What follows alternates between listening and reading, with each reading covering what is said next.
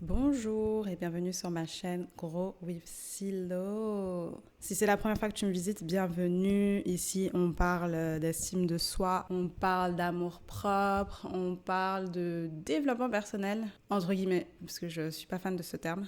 Mais ouais, c'est ça qui se passe ici, donc bienvenue. N'hésite pas à poser ton like, n'hésite pas à t'abonner si tu veux voir plus de contenu. Aujourd'hui, j'ai envie d'aborder un nouveau sujet avec vous. Le sujet du jour, c'est cultiver l'amour-propre. J'avais envie d'aborder ce sujet parce que j'ai parlé des réseaux sociaux dans ma première vidéo. Et dans cette vidéo-là, j'ai parlé de validation extérieure et j'ai parlé de déficit d'amour de soi. Et j'avais envie d'apporter une solution plutôt que de rester dans la simple critique. Je trouve qu'aujourd'hui, on parle beaucoup de self-care. On est dans une époque où c'est marketing de dire prenez soin de vous, aimez-vous. C'est devenu quelque chose dont on parle beaucoup, mais sur lequel on n'agit pas tant que ça. J'ai pas l'impression en tout cas que on cultive l'amour propre. J'avais envie de revenir et d'aller au-delà des banalités parce que la plupart du temps, on va nous parler de choses assez bateaux. On va s'attarder sur des choses assez superficielles qui reposent aussi sur l'apparence physique. Donc on va nous dire maquillez-vous, habillez-vous bien. Quand vous êtes bien habillé, vous vous sentez bien dans votre peau. Allez faire vos ongles, chouchoutez-vous, massage, etc.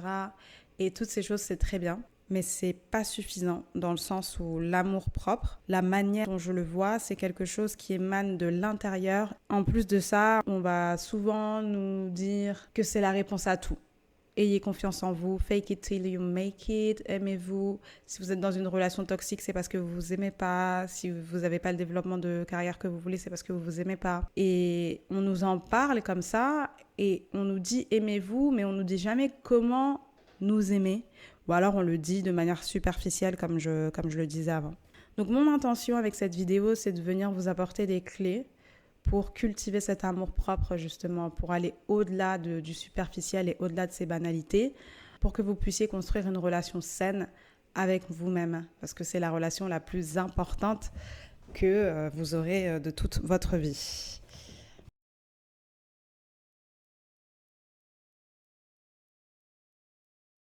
Bien évidemment, pour commencer, je vais vous définir ma vision de l'amour propre. Selon moi, l'amour propre, c'est l'acceptation de qui on est. C'est l'acceptation de nos qualités comme de nos défauts. C'est l'acceptation de nos zones de lumière comme de nos zones d'ombre. C'est l'acceptation de nos forces comme de nos faiblesses. C'est l'acceptation de qui nous sommes et de ce que nous sommes dans son entièreté. L'amour de soi n'a pas de conditions. L'amour de soi n'a pas de circonstances. C'est une force interne qui nous accompagne tout au long de notre vie. Et je parle de cultiver l'amour-propre parce que je le vois comme quelque chose qui se nourrit, qui se cultive, comme un jardin. L'amour-propre, c'est pas une destination, à mon sens. C'est plus un chemin sur lequel on navigue et qui nous permet de vivre de manière plus épanouie. Donc ça veut dire qu'on s'aime même quand ça va mal. Ça veut dire qu'on s'aime même quand on n'est pas au top de nos capacités ou qu'on ne prend pas les meilleures des décisions. C'est à l'intersection du respect de soi, de la compassion avec soi et de la patience, de la curiosité envers soi. Toutes ces choses-là, ce sont des composantes de l'amour-propre. Et ça se pratique quotidiennement. Quelle utilité à cultiver cet amour-propre? Pourquoi aujourd'hui, c'est un sujet que je trouve important et que j'avais envie d'aborder avec vous?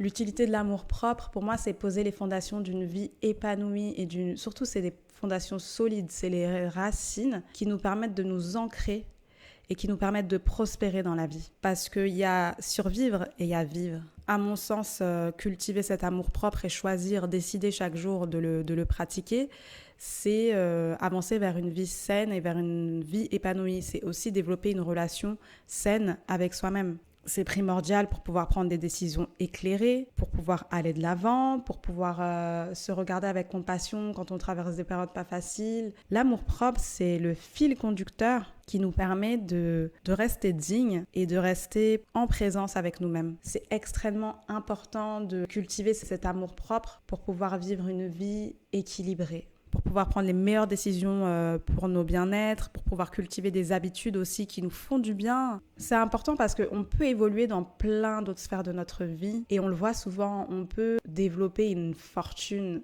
incroyable. On peut devenir extrêmement célèbre et riche. On peut réussir d'un point de vue carrière. On peut avoir une famille, des enfants. Tout ça, si on n'a pas des fondations solides, et justement, si on ne développe pas cet amour de soi, si on ne développe pas ces fondations, tout ça est extrêmement fragile. Et à mon sens, on ne peut pas développer des relations saines si on n'a pas développé une relation saine avec nous-mêmes pour commencer. Donc, c'est primordial pour avoir une vie équilibrée. Et on a énormément d'exemples aujourd'hui de personnes qui ont eu une carrière réussie, qui ont été reconnues mondialement. Je pense à Amy Winehouse, par exemple, qui, elle, était une chanteuse et une poétesse talentueuse. C'est un génie musical. Mais je pense que, justement, elle manquait de cette fondation qui permet de prendre des meilleures décisions et d'installer des dynamiques saines dans sa vie. Et on a bien vu à quel point sa vie a été tragique. Je pense également à une femme qui a marqué l'histoire, qui jusqu'à aujourd'hui marque l'histoire. C'est Marilyn Monroe. Marilyn Monroe qui était magnifique, qui avait un charisme fou, qui savait comment séduire, qui savait comment séduire la caméra, extrêmement talentueuse et qui, pareil, avait manqué d'amour dans son enfance et donc avait ce vide une fois adulte. Et c'est une femme qui est décédée jeune, comme Amy. C'est des exemples assez frappants qui, moi, me rappellent qu'on peut développer ce qu'on veut dans nos vies. On peut avoir la richesse, on peut avoir la célébrité, on peut avoir plein de choses.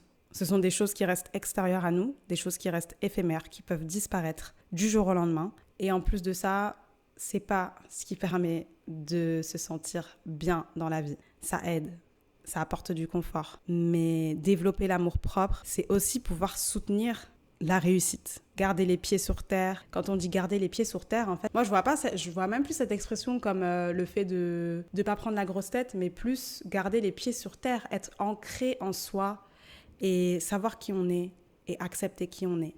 Et savoir qu'on est suffisamment bon. On n'a besoin de rien d'autre, en fait. Et si on n'avait pas cette fame, on serait tout aussi satisfait avec nous-mêmes. Donc, l'amour-propre, ça a cette utilité. Pour moi, c'est la base. Ça permet vraiment de se sentir ancré. Ça permet de se sentir en phase et présent dans sa vie. Ça permet de se sentir complet. Ça permet de se sentir bien dans son humanité. Le vide qu'on peut ressentir quand, justement, on ne développe pas cet amour-propre, il peut être comblé que par votre présence, il peut être comblé que par votre attention, il peut être comblé que par votre affection. C'est rien d'autre à l'extérieur de vous qui va venir combler. L'amour-propre, c'est quelque chose qui vous appartient et qui vous appartiendra toute votre vie. Personne ne pourra vous le retirer. Comment on le cultive ?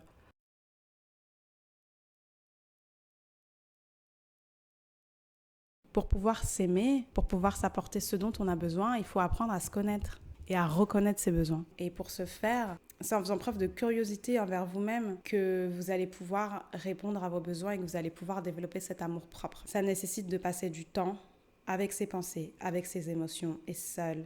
Et ça, c'est quelque chose dont on se distrait. On a développé une multitude de technologies, une multitude de distractions qui justement nous éloignent de nous-mêmes. On se distrait constamment en fait de notre discours, de notre dialogue interne. On fuit notre relation avec nous-mêmes. Et je pense que pour beaucoup d'entre nous, on s'évade parce qu'on a peur. On a peur de notre dialogue interne ou alors on trouve notre propre présence désagréable. Et c'est dommage parce que quand on y pense, la relation avec nous-mêmes, c'est la plus importante. On va passer toute notre vie ensemble. Et qui d'autre que vous-même peut mieux vous connaître ? Qui d'autre peut mieux répondre à vos besoins ? Qui d'autre peut mieux vous comprendre et comprendre vos émotions ? Il n'y a personne d'autre que vous-même qui peut faire ça. Et justement, prendre le temps d'observer ce dialogue interne, prendre du temps seul pour apprendre à se connaître, c'est prendre le temps d'observer et d'écouter ce dialogue qui est peut-être désagréable. Écouter ce dialogue, prendre des notes et se dire « Ah oui, là, à chaque fois que je pense à moi d'une manière négative. Je pense que je suis bête, que je suis bonne à rien. Je pense que je sers à rien sur cette planète, que mon existence est insignifiante. » Ça permet de comprendre de là où on vient et comment et sur quoi on va travailler finalement. C'est comme une maladie, tant qu'elle n'est pas diagnostiquée, on ne va pas pouvoir apporter de solution et on ne va pas pouvoir la soigner. Il en va de même pour la relation avec vous-même et pour le fait de cultiver l'amour de soi. Il faut comprendre d'où on vient, il faut comprendre quels sont les symptômes pour justement pouvoir aller de l'avant et pouvoir les traiter au mieux. Donc la première étape que j'ai identifiée, c'est de prendre ce temps avec soi-même, à s'écouter, à s'observer et à le faire avec compassion et patience parce que c'est pas quelque chose de facile et si on s'en distrait, c'est qu'il y a des raisons. Et il faut bien commencer par quelque part. Tout en sachant que le fait d'ignorer cette voix constamment, ça vient renforcer ses insécurités. Imaginez votre enfant. Si vous n'en avez pas, imaginez que vous avez un enfant, il est assez jeune, ça fait 3 ans, qui vient vous voir et tous les jours, il vous parle de la même peur. Il vous dit « j'ai peur de ça, ça m'inquiète, etc. » Et vous, au lieu d'écouter cet enfant et de prendre le temps de se mettre à son niveau et de lui dire « Ok, je t'ai entendu » et de le rassurer, vous l'envoyez balader. Vous lui dites j'ai pas le temps. Là, j'ai pas le temps, j'ai pas envie de gérer ça maintenant. On verra plus tard. Et donc, ça fait 3 ans que vous envoyez balader votre enfant qui vous fait part d'une de ses peurs. Qu'est-ce que vous pensez que cet enfant-là, la peur, elle disparaît et qu'il se sent rassuré? Non, cet enfant-là, il a besoin d'être rassuré, il a besoin de se sentir en sécurité. Et pour ça, ça commence par l'écouter. Et je trouve ça intéressant de prendre une tierce personne pour donner cet exemple parce qu'on a du mal à nous considérer. Je pense qu'on ne se considère pas vraiment. Et on va plus accorder d'attention, on va plus accorder de compassion et de patience à des amis ou à des proches qu'à nous-mêmes. En tout cas, sachez que tout ce qui est dans l'ombre et tout ce qu'on va venir tapir dans l'ombre revient à la lumière. Et en général, ça ne revient pas de la manière la plus agréable. Ça va revenir par des habitudes qui vous desservent. Ça va revenir par des décisions aussi qui vont à l'encontre de votre bien-être. Ça va revenir avec des addictions, par exemple. C'est pas parce qu'on ignore notre dialogue interne qu'il disparaît. Comme j'ai dit, au contraire, ça le renforce, le fait de l'ignorer de la sorte. Donc, la première chose à faire, c'est vraiment le fait de se dire « Ok, je vais prendre des rendez-vous avec moi et je vais m'écouter à partir de maintenant.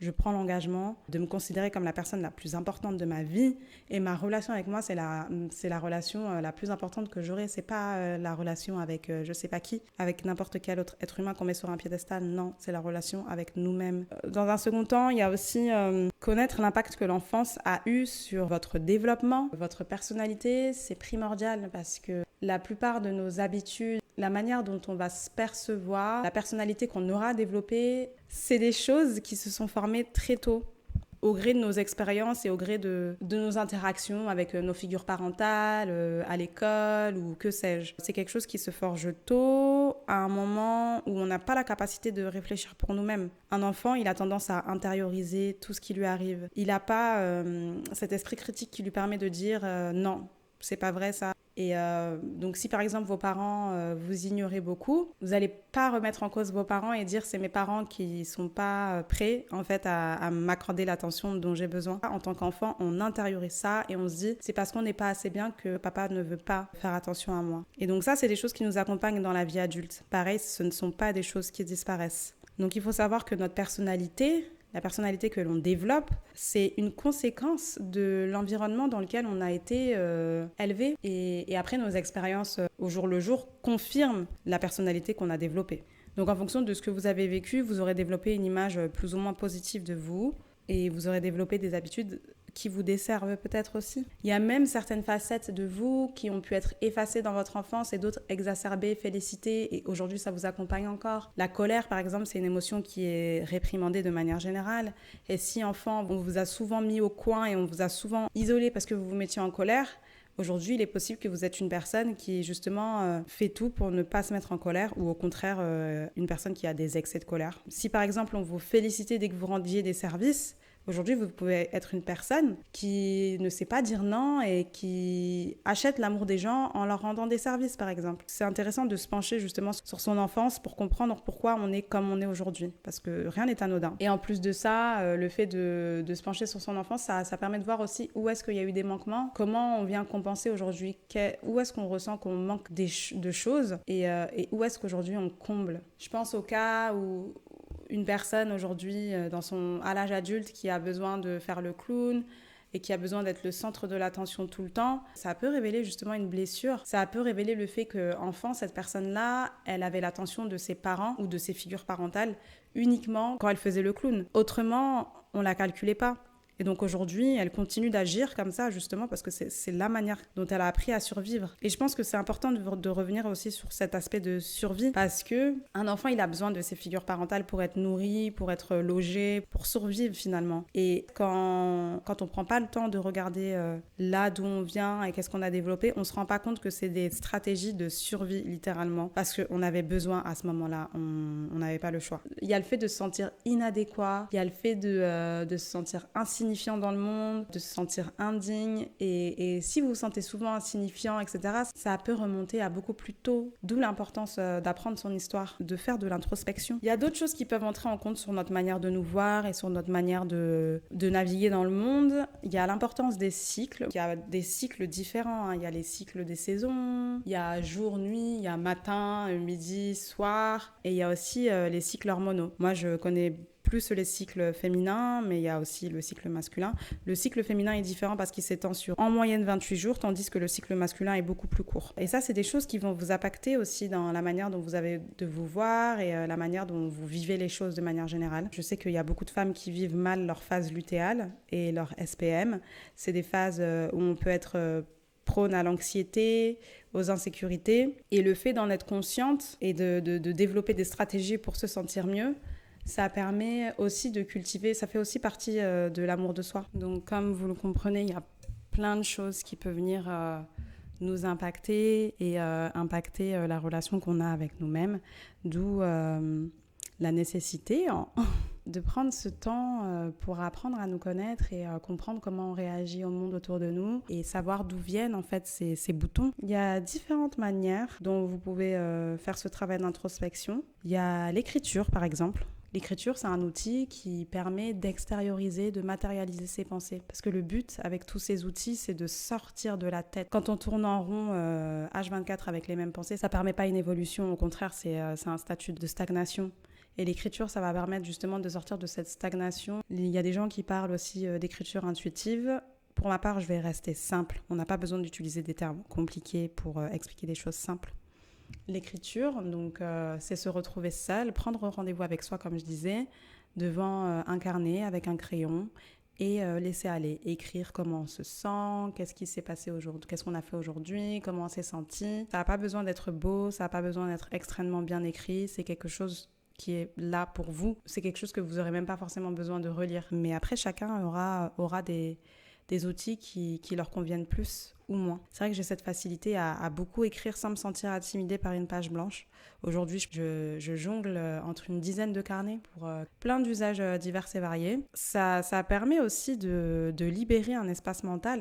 Pour moi, c'est une pratique d'hygiène mentale. Ça permet de se nettoyer l'esprit. Et je trouve ça rigolo que dans l'enfance, on avait cette pratique d'écrire dans nos journaux intimes. Et au fur et à mesure, c'est quelque chose qu'on fait plus, qu'on qualifie de puéril. Alors que c'est de l'hygiène mentale, le fait de sortir de sa tête ce qu'on a vécu et ce qu'on ressent. Tout le monde ne sera pas à l'aise devant une page blanche. Alors, quelques conseils pour les personnes qui n'écrivent pas régulièrement, c'est de se lancer assez rapidement et de pas trop réfléchir. Si vous vous sentez intimidé, vous pouvez commencer par là et écrire par exemple cette page blanche m'intimide, je sais pas quoi écrire dessus, j'ai peur de dire n'importe quoi et d'écrire n'importe quoi. Et de là, ça va couler. Après, si l'écriture c'est pas votre médium préféré, ça peut aussi passer par la méditation. C'est aussi une pratique qui intimide beaucoup. Et on entend beaucoup de choses, beaucoup d'idées reçues sur la méditation. Une des idées principales, c'est que c'est l'art de ne penser à rien. Et c'est archi faux. Il n'y a rien de plus faux que ça.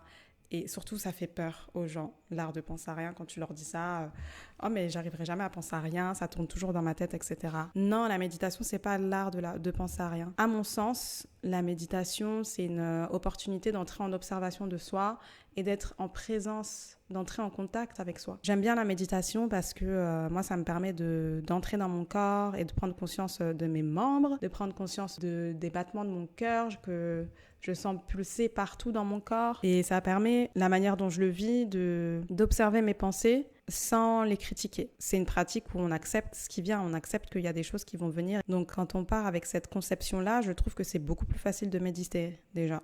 Quand on se dit, il va y avoir des pensées et c'est ok. Plutôt que de se dire, il faut que je pense à rien. Grosse parenthèse, terminée. Mais en tout cas, comme c'est une opportunité de vous observer, d'observer vos pensées, ça vous permettra aussi d'écouter et de reconnaître ce discours intérieur. Parce que ce discours, il attend que d'être vu que d'être entendu pour pouvoir dérouler le fil. Si vous restez au stade où vous l'ignorez, vous ne déroulez jamais le fil de ces pensées-là. Et la méditation, ça peut vous permettre de dérouler ce fil, justement. Vous pouvez aussi choisir d'être accompagné par un ou une thérapeute. C'est un investissement que je vois comme bénéfique, dans le sens où ça vous permettra d'avoir un espace, un lieu et un moment dédié, où vous êtes avec une personne qui est là pour vous. Et donc, on va parler que de vous. Et la priorité, ça sera vous, avec une personne qui aura étudié la psychologie humaine et qui saura vous éclairer sur les points morts que vous avez. C'est une autre possibilité. On pourra aborder dans une prochaine vidéo ce sujet-là de thérapie. Ça peut aussi être le fait d'explorer créativement, de passer par la peinture, de passer par la poésie, de passer par la danse, le sport, que sais-je. Il y a des gens... ça leur fait du bien de faire des pompes. Ça me fait rire. Mais chacun aura sa manière de faire et l'un n'empêche pas l'autre. Ça peut être tout à la fois. Je sais que pour ma part, dans ma routine, il y a de tout. C'est des choses que je fais. On verra plus tard comment on peut construire des routines qui nous supportent. Vous aurez peut-être plus d'affinité avec une chose en particulier et c'est ok. Même pour l'écriture, c'est pas forcément l'écriture. Ça peut aussi être le fait de prendre le dictaphone de votre téléphone et de vous enregistrer, de parler. Le but, en tout cas, c'est d'extérioriser, c'est de sortir de l'inaction, c'est sortir de la stagnation et exprimer. Donc, l'expression et l'introspection font partie de ce cheminement et ça permet de commencer à aller sur cette route vers l'amour-propre, qui, encore une fois, n'est pas une destination. Le deuxième gros point que je voulais aborder, c'est la notion de la responsabilité.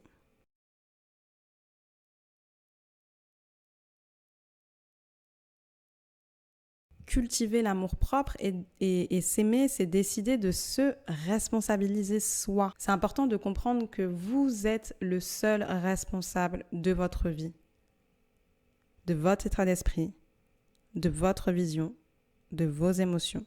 C'est une étape en fait que je place comme un peu plus avancée parce que quand on part en introspection et quand on explore nos blessures, je sais pas si à ce moment-là on est dans un endroit où on peut se dire je suis responsable. Donc c'est important de se dire aussi chaque chose en son temps. Quoi qu'il en soit, ça fait partie du processus, donc c'est pour ça que je l'aborde. Et là, dans cette vidéo, le but, c'est vraiment d'aborder les choses dans leur globalité. Et après, je reviendrai sûrement avec des vidéos plus détaillées sur des points précis.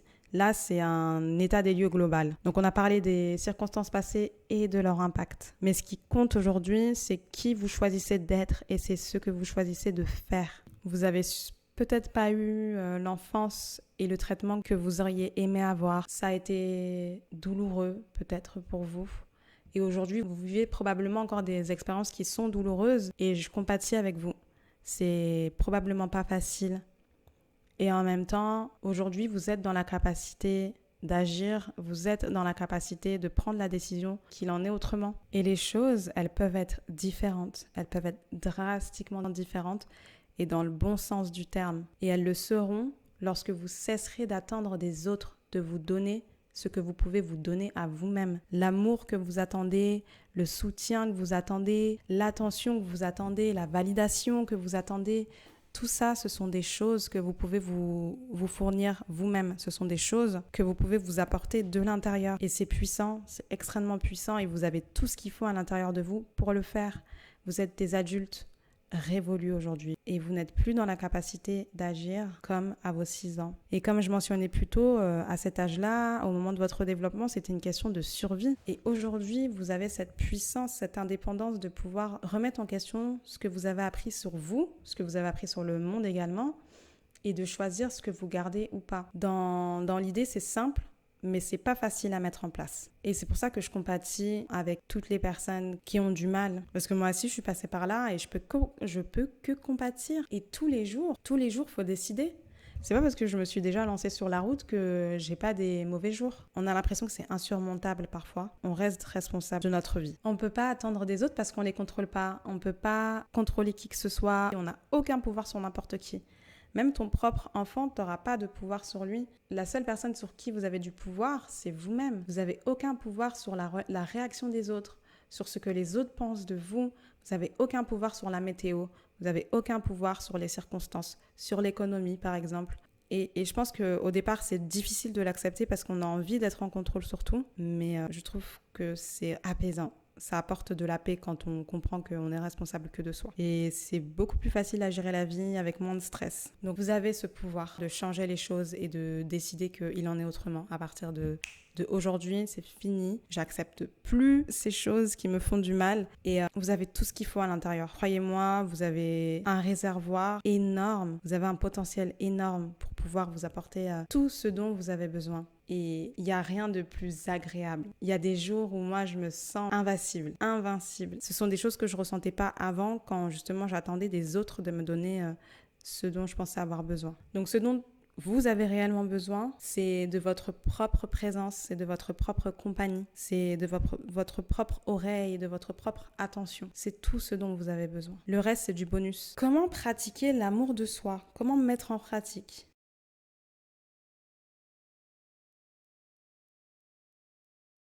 Maintenant que vous avez appris à vous connaître et que vous continuez d'apprendre à vous connaître, j'espère que vous avez décidé de prendre la responsabilité de prendre votre vie en main.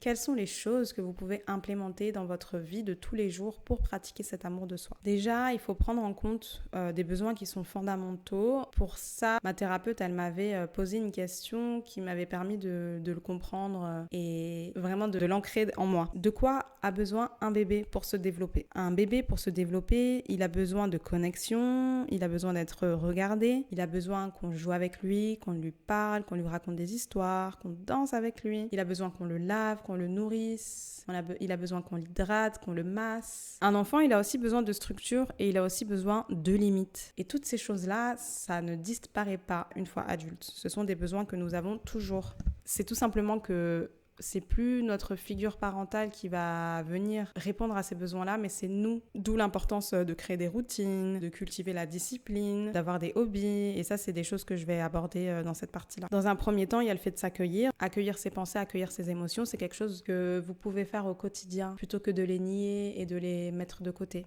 Alors, je suis d'accord, il y a des moments où c'est pas approprié. Si vous êtes, par exemple, au travail ou n'importe quoi d'autre et que vous pouvez pas gérer tout de suite une émotion, oui, vous pouvez remettre à plus tard. Mais ça reste quand même important de vous mettre en priorité et de prendre des rendez-vous avec vous pour justement cultiver cette relation, vous écouter ce que vous ressentez sans jugement, encore une fois, accueillir avec compassion, même si c'est des choses qui vous paraissent bêtes, qui paraissent totalement puériles. Pratiquer l'amour de soi, c'est le fait d'accepter tout ça, c'est le fait d'accepter qu'on a des parts différentes de nous. Et ces parts, en fait, elles ont des peurs, elles ont des besoins divers et variés. Et de pouvoir les écouter, ça va permettre de ne pas emmagasiner les émotions. Un autre point que je trouve hyper important, c'est de quoi est-ce qu'on se nourrit quotidiennement? Qu'est-ce qu'on choisit de laisser rentrer dans notre corps, de laisser rentrer dans notre cercle?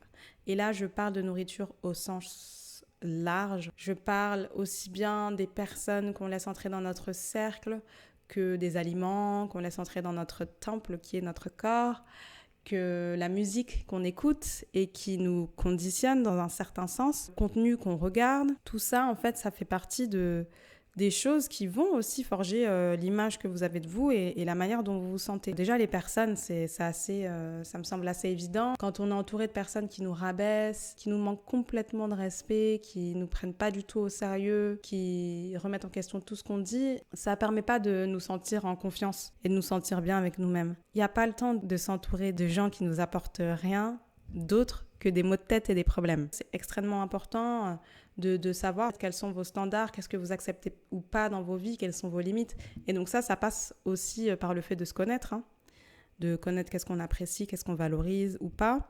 Et ça permet de filtrer assez rapidement et de dire « Ok, je veux pas ça dans ma vie, du coup cette personne, je vais pas poursuivre la relation avec elle. » Tout ça dans le but d'aller vers votre bien-être. Et en faisant ça, c'est aussi un bien pour la personne. Mais ça, on pourra en parler dans une autre vidéo que je vous ai prévue.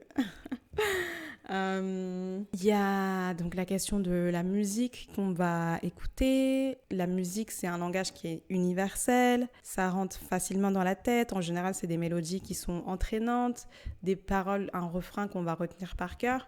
Et si les paroles qui sont répétées, c'est des paroles qui vous dégradent de manière générale, pareil, c'est pas quelque chose qui va venir vous soutenir dans votre vie. Donc, c'est aussi important de se dire, d'avoir ça en tête et de faire le choix de laisser entrer dans vos oreilles et dans vos cerveaux des choses, encore une fois, qui vont venir vous valoriser et améliorer votre image de vous, améliorer votre confiance en vous. Et pour moi, en tout cas, ça a été important de revoir un peu le genre de musique que j'écoute. Ça fait partie pour moi de ce régime amour-propre. Il y a aussi les contenus qu'on décide de regarder, les films, les séries, les réseaux sociaux, tout ce qu'on va ingérer, ça compte. Si vous êtes souvent branché sur des contenus qui vous mettent en colère, qui vous font peur, je sais qu'il y a des gens... J'ai ma sœur, par exemple, qui regarde souvent des trucs en mode faites entrer l'accusé ou des trucs comme ça. Et je sais que vous êtes beaucoup à être dans ces bails-là. Et genre, c'est pas un mal, hein. Mais vous pouvez observer la manière dont vous vous sentez quand vous regardez ces choses-là. Toutes ces émotions que vous ressentez, c'est des émotions que vous amenez à vous dans votre vie. Du coup, je ne vais pas passer tout mon temps libre à regarder des choses qui me mettent dans le mal et qui me mettent dans la peur, alors que je suis juste chez moi, entre les quatre murs de mon chez-moi confortable. Ça compte, il n'y a rien qui est anodin, et tout ça, ce sont des décisions. On n'en a pas l'impression au quotidien, mais tout ça, ce sont des choix qu'on fait. Et voilà, il y a aussi la nourriture. La nourriture au sens propre. Que mangez-vous ? De quoi vous nourrissez-vous? Est-ce que vous vous apportez tous les nutriments dont vous avez besoin? La nourriture transformée, je pense qu'il y a suffisamment de recherches aujourd'hui, suffisamment de documentaires pour savoir qu'est-ce qui fait du bien ou pas. Fast food, je sais plus c'était quoi le trio maléfique. Sugar, fat and... Le sucre, la graisse et un troisième élément dont j'arrive pas à me souvenir, qui sont les trois ingrédients qui rendent addict. Et l'industrie agroalimentaire l'utilise très bien encore jusqu'à aujourd'hui. Aujourd'hui, on sait que l'alimentation, elle est liée à nos fonctionnements cognitifs, elle est liée à la manière dont on se sent, le processus de digestion, c'est quelque chose qui va impacter la manière dont on se sent. Et donc, quand on décide de pratiquer l'amour-propre, on décide vraiment de... C'est quelque chose qui est holistique. Ça va toucher toutes les sphères de votre vie. Il n'y a pas une sphère de votre vie qui va être exclue de ça. Et la nourriture en fait donc partie. Si par exemple vous êtes une personne qui mangeait beaucoup de fast-food ou de plats déjà tout faits, ce que vous pouvez faire, c'est vous dire pendant 30 jours, une fois par semaine, je vais faire un plat maison avec je sais pas, ça peut être des légumes de saison et locaux, ou alors des légumes juste de saison. Et voilà, ça sera mon moment dans la semaine où j'ai choisi de prendre soin de mon corps et de lui apporter ce qu'il mérite. Parce que notre corps, il bosse tellement pour nous. Vous vous rendez compte, toute la journée, on est là, sur nos deux pieds. En fait, notre corps, il nous transporte dans cette vie pendant des années durant. Et quand tu commences à cultiver ton amour-propre, ça coule de sens. Il faut en prendre soin comme un temple. Voilà, c'est des choses que vous pouvez implémenter petit à petit. Je donne des exemples avec une fois par semaine parce que si vous vous dites tout de suite que vous allez faire un changement radical, le jour où vous n'allez pas faire tout ce que vous aviez dit que vous allez faire, vous allez retourner en arrière, mais vous allez retourner 10 pas en arrière. C'est pour ça qu'il vaut mieux prendre vaut mieux faire des petits changements, faire en sorte qu'ils fassent partie de vos habitudes pour ensuite ajouter, implémenter d'autres choses. Et encore une fois, chacun feront les choses à leur rythme. Et on n'aura pas les mêmes priorités en fonction de ce qu'on a vécu. Il y a aussi le fait de cultiver des hobbies, de développer des compétences, de développer ses talents. Encore une fois, ça fait partie de la relation avec soi-même. Par exemple, avec vos amis, avec vos proches, vous voulez construire des beaux souvenirs, donc vous prévoyez des vacances ensemble, des sorties ensemble. Et pourquoi pas avec vous ? Pourquoi pas avec vous? Pourquoi je ne développerais pas aussi des bons souvenirs avec moi-même? Et c'est votre moment de la semaine, ça concerne que vous. Et bien sûr, il y aura d'autres gens impliqués, mais c'est une activité que vous vous êtes donnée. C'est un moment de loisir et de récréation pour vous. Et c'est des choses qui sont aussi importantes pour une vie équilibrée et saine. Dernièrement, je voulais parler de l'importance de créer des routines et de développer la discipline, la consistance. Parce que toutes ces choses-là que vous pouvez implémenter, ce sont des choses qui auront des bénéfices uniquement si elles sont faites avec consistance. Vous pouvez voir des bénéfices au fait d'écrire, de prendre un carnet et d'écrire un soir où vous êtes super énervé et d'extérioriser. Je pense que ça vous fera du bien. Mais si vous voulez des résultats qui soient durables et si vous voulez vraiment installer ce sentiment de sécurité interne et d'amour, c'est quelque chose qui se construit sur la durée, c'est quelque chose qui se construit sur la consistance. Vous décidez chaque jour de ce que vous faites et vous choisissez. Vous choisissez encore et encore d'aller dans cette direction-là. vous avez des schémas neuronaux qui sont déjà ancrés depuis longtemps. Et quand on a vécu assez longtemps dans un état d'insécurité, dans un état de survie, en fait, ces schémas neuronaux, ils sont bien creusés. Et pour venir construire autre chose, il faut le faire avec consistance, en fait, pour que ça puisse remplacer ces schémas qui sont déjà bien creusés. Et la seule manière d'ancrer les choses en vous, c'est de venir faire les choses avec consistance. Il y a certaines personnes qui disent que c'est 30 jours, il y en a d'autres qui disent que c'est 90. Il n'y a pas de recette magique. En fonction de ce que vous avez vécu, et de l'intensité avec laquelle vous avez renforcé dans vos expériences plus récentes, vous allez avoir besoin de plus ou moins de temps. Et c'est OK. C'est pas une question de combien de temps ça prend de toute manière. C'est se dire que tous les jours, je vais agir de cette manière-là parce que c'est la direction que j'ai choisie. Et comme je disais, on a besoin de limites, on a besoin de structure dans la vie. Parce que déjà, il y a des choses qui reposent sur le fonctionnement du corps humain, comme par exemple la digestion. Donc, vous n'allez pas manger à n'importe quelle heure non plus. Si vous avez envie de bien dormir la nuit, on évite de manger trop proche de l'heure à laquelle on va dormir. C'est plein de choses comme ça qui vous permettent de vous sentir ancré. Il en va de même pour les cycles. Si vous connaissez votre cycle, vous allez pouvoir créer des routines différentes en fonction de la période dans laquelle vous vous trouvez. Quand vous rentrez chez vous, vous avez besoin de retrouver un environnement calme, d'entrer en relaxation avant de passer en mode repos. Le matin, vous avez besoin de vous réveiller avec douceur et après avoir un pic d'énergie pour justement pouvoir passer la journée. Et donc, le fait de construire des routines, ça va vous permettre de structurer vos journées pour avoir l'énergie et la force d'aller jusqu'au bout. Et c'est super important. Pour ma part, j'ai observé que quand j'ai pas de routine, c'est les moments où je prends les pires décisions et c'est les moments où je laisse entrer des choses dans ma vie qui n'ont pas lieu d'être. Et à partir du moment où je reprends mes routines, je suis en mode mais quoi ? À quel moment j'ai laissé ça se passer ? Bien sûr, il y aura des jours avec, il y aura des jours sans et c'est OK. Le tout, c'est d'accepter en fait de manière générale et de rebondir. J'ai fait un outil qui m'avait aidée justement à une période où je me sentais pas bien du tout. En plus d'avoir perdu ma routine, c'était l'hiver. Donc c'est vraiment le combo maléfique que j'apprends à surmonter, sachant que ça fait environ 2 ans que j'ai quand même un quotidien qui est assez structuré, sans être non plus la prison, Mais ouais, j'ai un quotidien qui est quand même structuré justement avec des choses qui me font du bien. Parce qu'il faut le noter, c'est des choses qui font du bien quand même. Ça vous apporte beaucoup. Et donc, je lui avais répondu que non, j'avais pas de routine en ce moment-là. Et elle m'avait dit, bah justement, ce qu'on va faire, on va faire un tableau avec toutes les activités qui vous font du bien. Chaque jour, vous allez faire au moins 3 de ces activités. J'ai dit d'accord. Et j'ai mis en place cet outil. Chaque jour, je venais cocher ce que j'avais fait et c'était pas une obligation en fait. Il fallait juste que je fasse les choses qui me fassent le plus, qui me parlaient le plus à ce moment-là. La méditation, l'écriture, le mouvement. Donc ça peut être du qigong, du yoga, de la danse, je sais pas qu'est-ce que vous faites comme sport. Mais voilà, on avait listé les choses qui moi me faisaient du bien et la semaine d'après quand je l'avais revu, j'étais là en mode effectivement et déjà j'avais remis les choses en ordre. Donc on se rend pas compte de la force qu'une routine a. Souvent les gens nous disent ayez une routine, soyez disciplinés, mais ok c'est cool, mais pourquoi ? Et ça permet vraiment de vous donner la force, de vous stabiliser dans votre vie pour ensuite pouvoir prendre de meilleures décisions. Pour ça, je vous ai laissé un outil, comme ça a été quelque chose qui m'a marqué.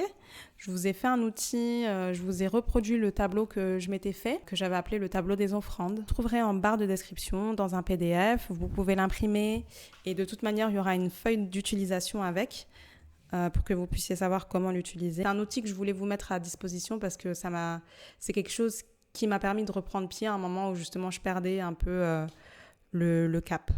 On arrive à la fin de la vidéo. Pour conclure, tout ça, ça peut vous paraître fastidieux. Et je comprends parce que j'ai décidé de faire une première vidéo où j'allais balayer beaucoup de choses à la fois.